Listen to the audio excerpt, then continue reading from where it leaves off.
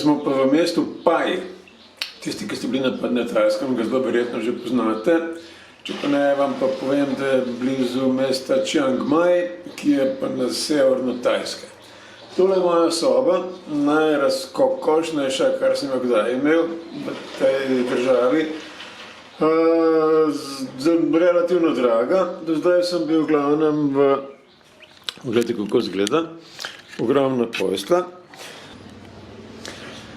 Na postelji imam deko in to izjemno kvalitetno, tako kot svila, komaj jo čutiš pod prsti in zelo debela. Pogledajte, kako debela je. To je takale, če je prepognjena. Človek bi mislil, da je to čisto pretiravanje, ker smo vendar v tropskih krajih, ampak tukaj je po noč kar 16 stopinj, tako da bi samo za rjuho bilo kar malo premalo.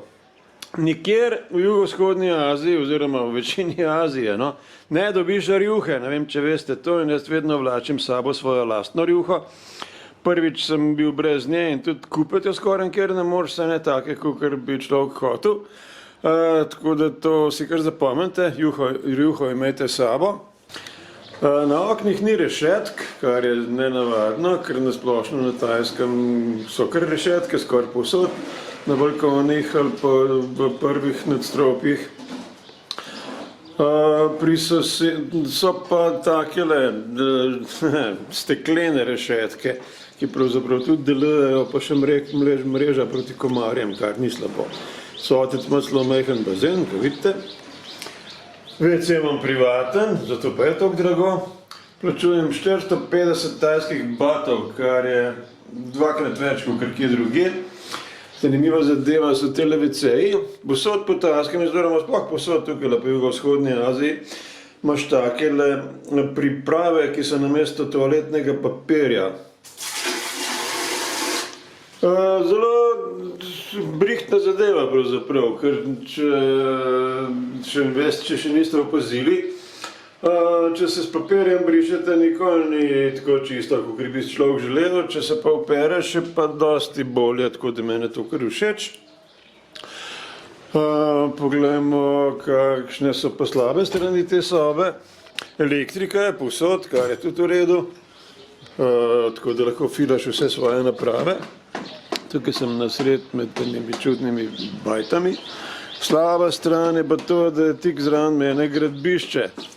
In tukaj že zjutraj začnejo razbijati, kar je malo neprijetno, ampak se da preživeti.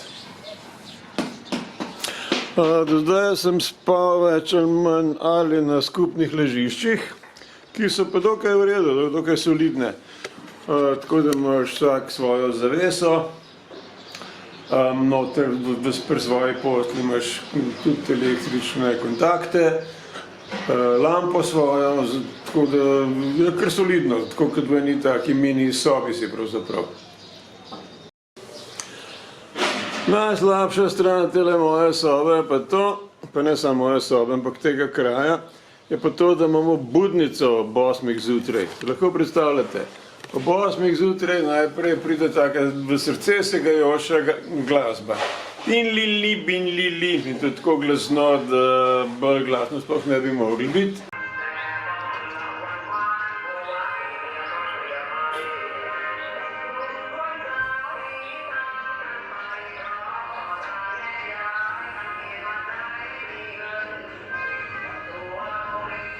In potem, ko muzika tudi tihne, potem se pojavi moder možakar, ki nam soli pamet. Prav zanima, kaj razlaga, ali kakšna religiozna zadeva, ali pa kakšni nasveti za vsakdanje življenje, ali pa boh ve kaj. Poslušajte malo.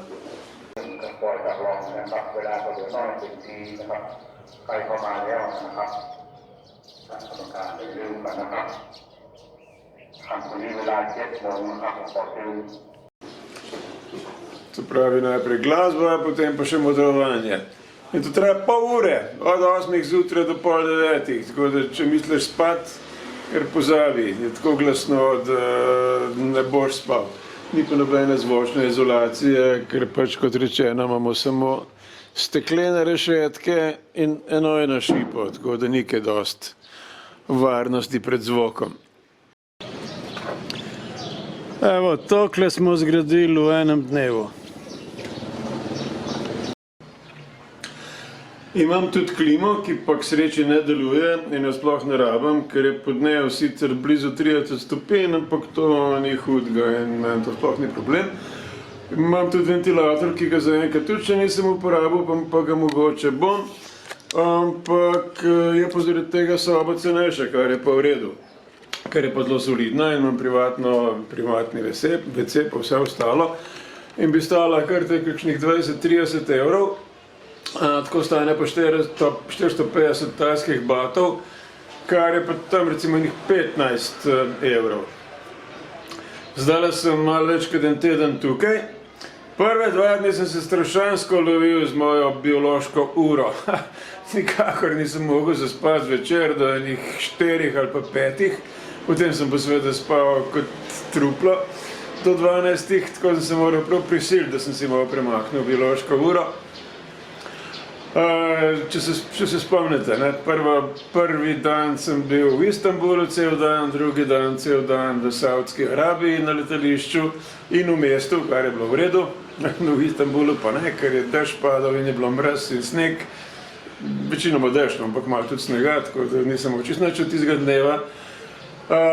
Potem sem prišel v Bangkok, pa sicer vročina, ampak samo v Bangkoku, tukaj je bolj sveže, ni tako vroče. V Bangkoku pa kar tam krepko čez 30 stopinj praktično celo leto, enaka temperatura.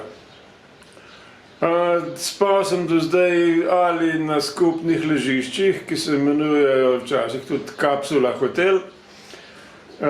Tisti so precej cenejši, stanejo tam od 300 do 350 batov, s tem, da ima vsak samo svoj pograd in potem skupne WC-je, ampak je čisto solidno, ker kot rečeno, vsaka postelja ima svoj priklop za elektriko in svojo zaveso, tako da sploh ni slabo. Tukaj pa sploh ni take, mislim, so verjetno kakšne take sobe, ampak zaenkrat še nisem odkril.